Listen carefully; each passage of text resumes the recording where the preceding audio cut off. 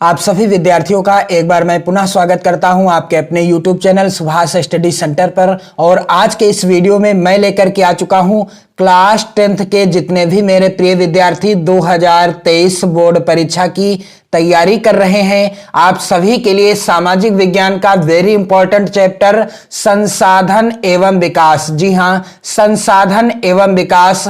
और इस चैप्टर के जितने भी लघु उत्तरीय प्रश्न जो आपकी बोर्ड परीक्षा 2023 की दृष्टि से सबसे ज्यादा महत्वपूर्ण हैं, सिर्फ उन्हीं प्रश्नों का आंसर आज के इस वीडियो में मैं आपको बताऊंगा। तो यदि आप चैनल पर नए हो तो चैनल को जरूर सब्सक्राइब कर लीजिए और वीडियो को शेयर कर दीजिए अपने सभी प्यारे मित्रों में। और साथ ही यहां पर आप चैनल की प्लेलिस्ट के द्वारा सामाजिक विज्ञान के चैप्टर वाइज, जी हां सामाजिक विज्ञान के चैप्टर वाइज जो महत्वपूर्ण प्रश्न हैं आपकी बोर्ड परीक्षा 2023 के लिए, आप ध्यान दीजिएगा, सामाजिक विज्ञान के चैप्टर वाइज जो महत्वपूर्ण प्रश्न हैं, प्रत्येक चैप्टर से महत्वपूर्ण प्रश्नों को मैंने वीडियो के माध्यम से प्रोवाइड करा दिया है। आपको चैनल की प्लेलिस्ट में वीडियो देखने को मिलेंगे। यदि आप सामाजिक विज्ञान के चैप्टर वाइज महत्वपूर्ण प्रश्नों की तैयारी करना चाहते हैं, जो प्रश्न आपकी बोर्ड परीक्षा की दृष्टि से सबसे ज्यादा महत्वपूर्ण है,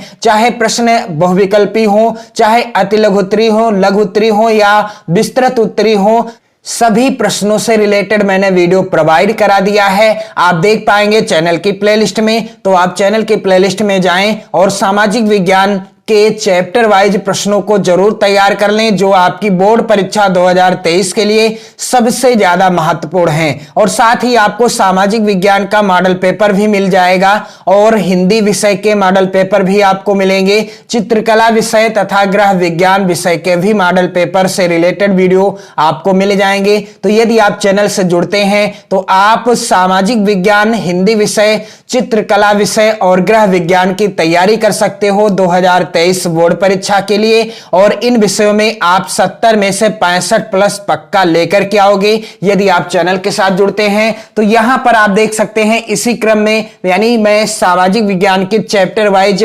महत्वपूर्ण प्रश्नों को करा रहा हूं, तो इसी क्रम में मैं लेकर के आ चुका हूं संसाधन एवं विकास के जो महत्वपूर्ण प्रश्न हैं, लघु उत्तरीय प्रश्न। चलिए यहां पर पहला प्रश्न क्या है, भारत के जलोढ़ मिट्टी की विशेषताएं लिखिए। जो भारत की जलोढ़ मिट्टी है, इस मिट्टी की विशेषताएं क्या हैं आपको बताना है। और आपको मैं बता दूं कि सामाजिक विज्ञान में कुछ प्रश्न ऐसे होते हैं जिनको आपको रटना पड़ता है और कुछ प्रश्न ऐसे होते हैं जिनको आपको समझना होता है, रटना नहीं होता है। तो इस चैप्टर के जितने भी प्रश्न हैं आपको यदि अच्छे से समझ में आ जाते हैं, इनका आंसर आपको अच्छे से समझ में आ जाता है, तो इन्हें रटना नहीं पड़ेगा। तो यहां पर भारत के या भारत की जलोढ़ मिट्टी की विशेषताएं क्या हैं। जलोढ़ या काप मिट्टी, जलोढ़ मिट्टी को और किस नाम से जाना जाता है, काप मिट्टी के नाम से भी जाना जाता है। इस मिट्टी की निम्नलिखित विशेषताएं इस प्रकार से हैं, या इस मिट्टी में निम्नलिखित विशेषताएं पाई जाती हैं। पहली विशेषता क्या है कि काप के लावा से बनी होने के कारण जलोढ़ मिट्टी बड़ी उपजाऊ होती है। जो काप के लावा से यह मिट्टी बनी होती है, इसलिए यह मिट्टी बहुत ज्यादा उपजाऊ होती है, यानी जलोढ़ मिट्टी में फसल का उत्पादन सबसे ज्यादा होता है, सबसे ज्यादा जलोढ़ मिट्टी उपजाऊ होती है। दूसरी विशेषता क्या है कि इस मिट्टी में चूना, पोटास तथा फास्फोरिक अम्ल की मात्रा अधिक पाई जाती है। जलोढ़ मिट्टी में चूना, पोटास और फास्फोरिक अम्ल की मात्रा सबसे अधिक पाई जाती है, क्योंकि जलोढ़ मिट्टी सबसे ज्यादा उपजाऊ होती है। और अगली विशेषता क्या है जलोढ़ मिट्टी की, कि जलोढ़ मिट्टी में नाइट्रोजन तथा जैविक पदार्थ की कमी रहती है। जलोढ़ मिट्टी में नाइट्रोजन और किसकी, जैविक पदार्थ की कमी रहती है। अगली विशेषता है कि शुष्क भागों में पाई जाने वाली जलोढ़ मिट्टी में क्षारीय अंश की अधिकता होती है। यहां पर अधिकता होगा। जो शुष्क भागों में जलोढ़ मिट्टी पाई जाती है, इस मिट्टी में क्षारीय अंश की अधिकता होती है। तो ये विशेषताएं हैं जलोढ़ मिट्टी की। और अगला जो प्रश्न है वेरी इंपॉर्टेंट है आपकी बोर्ड परीक्षा 2023 के लिए, और यह जो प्रश्न है कई बार बोर्ड परीक्षा में आ भी चुका है, इसलिए आप इस प्रश्न को जरूर तैयार कर लो, इसका आंसर जरूर तैयार कर लो। प्रश्न कह रहा है क्या कि मृदा संरक्षण क्यों आवश्यक है? मृदा का संरक्षण करना क्यों आवश्यक है? कारण बताइए। उत्तर क्या हो जाएगा कि मृदा हमारी कृषि का आधार है। यदि मृदा ना हो तो हम कृषि कहां करेंगे, फिर हम खाएंगे क्या और हमारा जीवन कैसे संभव होगा? तो मृदा हमारी किसका आधार है? कृषि का आधार है। और कृषि हमारी अर्थव्यवस्था का, और जो कृषि है हमारी अर्थव्यवस्था का आधार है, क्योंकि कहीं ना कहीं हमारी आवश्यकताएं कृषि से ही पूरी हो जाती हैं। यानी फसल का उत्पादन होता है, फसल की कटाई होती है, जब फसल को हम विक्रय करते हैं तो कहीं ना कहीं हमारी आवश्यकताएं भी उस पैसे से पूरी हो जाती हैं। तो मृदा हमारी कृषि का आधार है और कृषि हमारी अर्थव्यवस्था का आधार है, क्योंकि कृषि के कारण भी हमारी अर्थव्यवस्था सुदृढ़ बनी हुई है। और मृदा संरक्षण के उपाय अपनाने से मृदा क्षरण, उर्वरता ह्रास तथा मृदा प्रदूषण जैसी समस्याओं का निराकरण हो जाएगा। यदि हम मृदा संरक्षण के उपाय अपनाते हैं तो इससे क्या होगा कि मृदा क्षरण जो होता है, मृदा की जो उर्वरता नष्ट हो जाती है, यानी जो बंजर हो जाती है मृदा, तथा मृदा का जो प्रदूषण होता है, मिट्टी में जो प्रदूषण हो जाता है, इन समस्याओं का भी निराकरण हो जाएगा।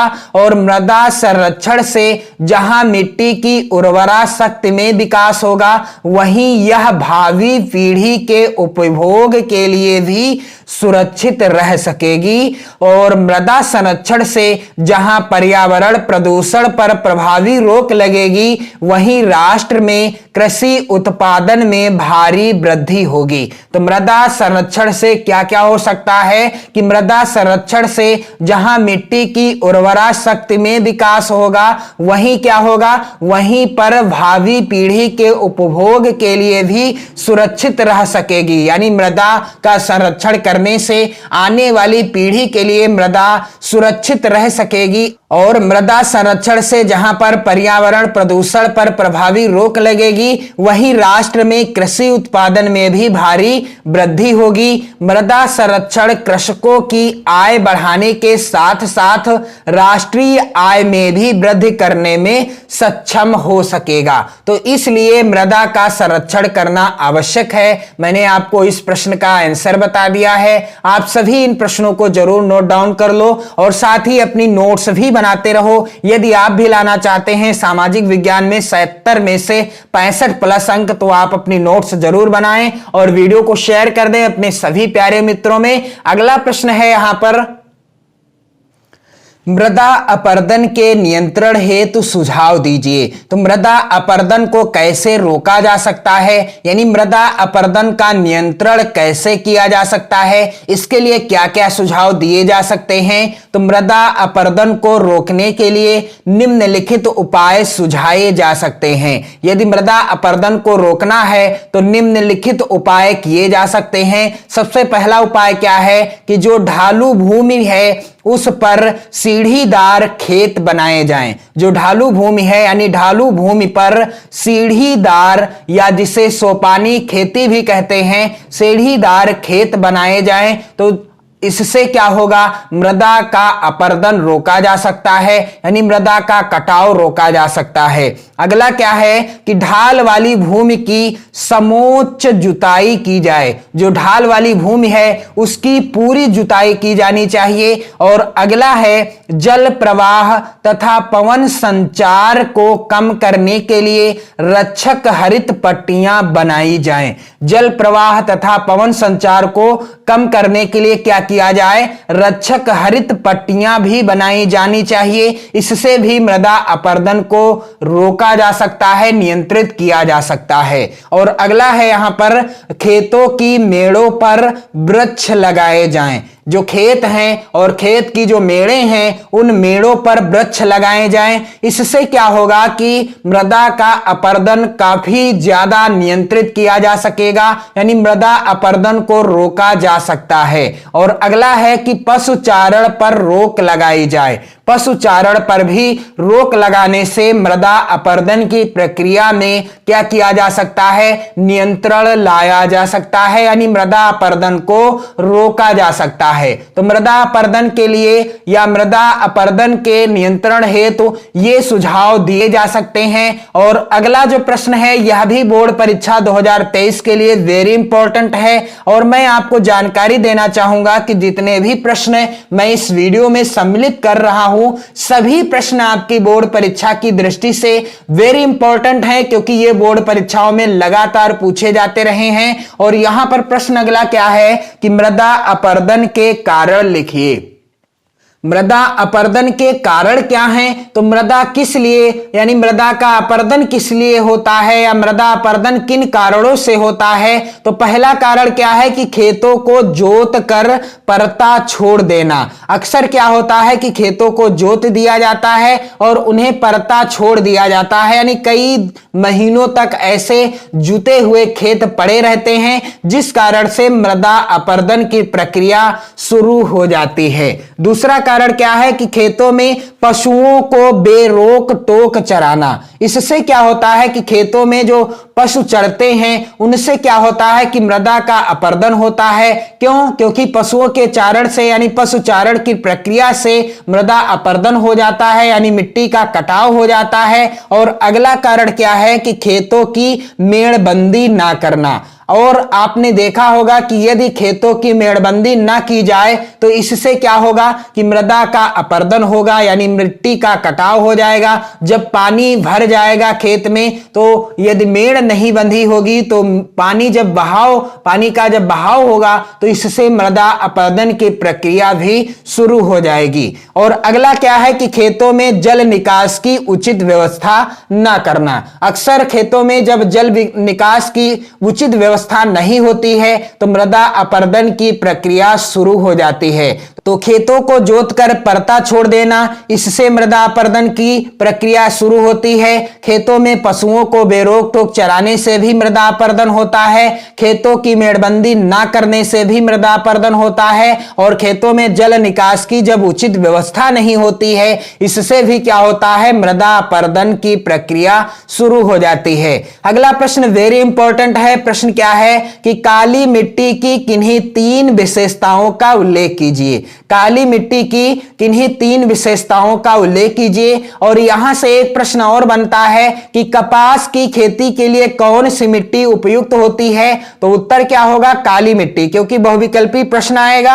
और यह प्रश्न लगातार बोर्ड परीक्षा में आता रहा है कि कपास की खेती के लिए कौन सी मिट्टी सबसे ज्यादा उपयुक्त होती है? उत्तर होता है काली मिट्टी। तो काली मिट्टी की किन्हीं 3 विशेषताओं का उल्लेख कीजिए। पहली विशेषता क्या है कि ज्वालामुखी से निकले पदार्थों से बनी होने के कारण यह मिट्टी बहुत उपजाऊ होती है। काली मिट्टी कहां से निकलती है? काली मिट्टी ज्वालामुखी के द्वारा, जब ज्वालामुखी फटता है उसी के द्वारा जब निकले जो पदार्थ होते हैं उससे यह काली मिट्टी निर्मित होती है, बनती है, जिस कारण से यह मिट्टी बहुत उपजाऊ होती है। काली मिट्टी बहुत ज्यादा उपजाऊ होती है क्योंकि यह ज्वालामुखी के विस्फोट से जो पदार्थ निकलते हैं उन पदार्थों से बनी होती है, और जिस कारण से इस मिट्टी पर फसल का उत्पादन सबसे ज्यादा होता है। और इसके बाद है अगला क्या कि इस मिट्टी में नमी धारण करने की क्षमता बहुत अधिक होती है। काली मिट्टी में नमी धारण करने की क्षमता बहुत ज्यादा होती है। और अगली विशेषता है कि इस मिट्टी में कैल्शियम कार्बोनेट तथा मैग्नीशियम कैल्शियम कार्बोनेट की मात्रा अधिक पाई जाती है। काली मिट्टी में कैल्शियम कार्बोनेट और मैग्नीशियम कार्बोनेट की मात्रा क्या होती है? सबसे अधिक पाई जाती है। और अगला जो प्रश्न है, वेरी इंपॉर्टेंट प्रश्न है, संसाधन नियोजन की आवश्यकता क्यों पड़ती है? इस हेतु कोई 2 उपाय सुझाइए। संसाधनों का नियोजन क्यों करना चाहिए, इसके लिए आपको कोई 2 उपाय बताना है। तो इसका उत्तर क्या होगा?